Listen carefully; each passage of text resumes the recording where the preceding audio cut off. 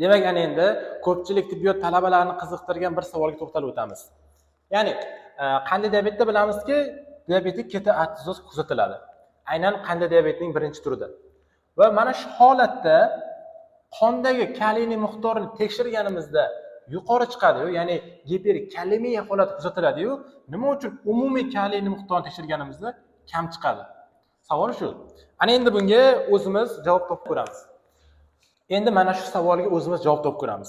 Aynan mana shu umumiy kaliy miqdorining kamayib, serum, ya'ni qondagi kaliyning oshishiga har birida ikkitadan sabab bo'ladi, asosiy sabablari. Keling, mana shularni birma-bir gaplashamiz. Qarang, qandli diabetning birinchi turida nima bo'ladi? Insulin ishlab chiqarilmaydi. Ya'ni bu autoimmun kasallik bo'lgani uchun insulin umuman ishlab chiqarilmaydi. Chunki bizda beta hujayralar dekstruksiyaga uchrab ketgan bo'ladi. Va buning natijasida glyukogen ko'p bo'lib, qonda glyukozaning miqdori oshib ketadi.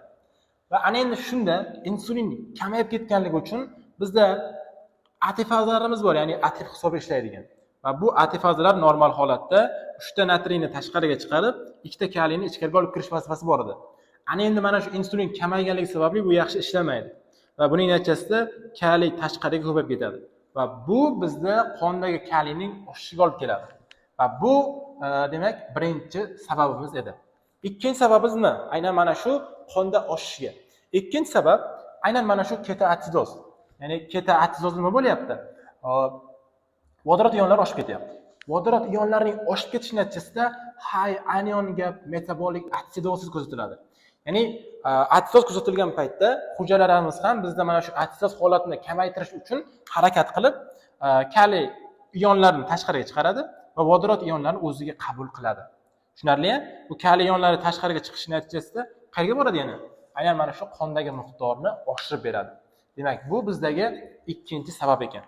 Ana endi nima uchun umumiy miqdor kamayyapti? Chunki qarang, qondagi miqdor ortdimi, umumiy ham ortish kerak.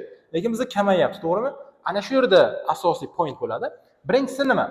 Birinchisi organizm aynan mana shu vodorod ionlarini, ya'ni atsidozni bartaraf etish uchun birinchi o'rinda karbonat angidrid hisobiga chiqarib yuborishga harakat qiladi. Va buning natijasida chuqur, tez va eksessiv, ya'ni kuchli bo'lgan nafas ola boshlaydi organizm. Ya bu kusmaul nafasi deyiladi. Ya'ni vodorod ionlarini chiqarib yuboryapti. Va bunda qo'shimcha ravishda aseton chiqqanligi uchun asetonda nima bor edi? Shirin meva hidi bor edi.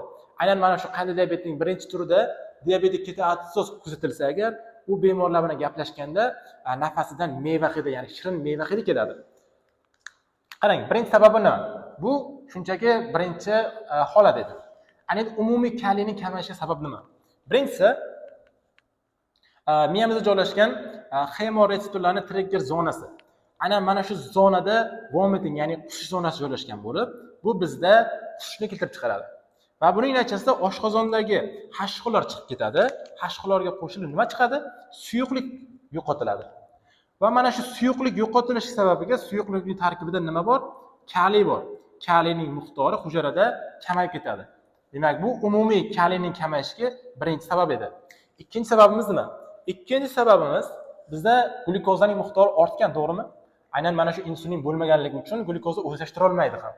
Aynan mana shu hujayralarda asosan muskul va adipos to'qimalarda glyuktor transportori orqali o'zlashtirish kerak edi, lekin insulin bo'lmaganligi uchun u transportorlar hujayra membranasi ekspressiya qilib olib chiqib qo'yilmaydi. Buning natijasida endi glyukoza boshqa yo'nalishlarda yo'qotilishi kerak. Ya'ni birinchi bo'lib sidikda chiqariladi. Buning natijasida glyukouriya kelib chiqadi. Glyukouriya bo'lish natijasida glyukoza gigroskopik modda bo'lganligi uchun osmotik diurez bo'lib, poliuriya holat kuzatiladi. Ya'ni suyuqlik chiqib boshlaydi. Va bu suyuqlikning tarkibida ham biz uchun yo'qotilayotgan kaliy bor. Demak, bu bizdagi umumiy kaliy yo'qotilishining ikkinchi sababi. Ana endi buni oldini olishimiz uchun biz aynan mana shu terapiyada, ya'ni help yozib qo'yamiz, davolashda kaliy xlor, panangin yoki aspartam kabi moddalarni qo'shib berishimiz kerak. Chunki intravenoz insulin berganimizda glyukozaga qo'shib, mana bu antifazlar ishlab ketadi.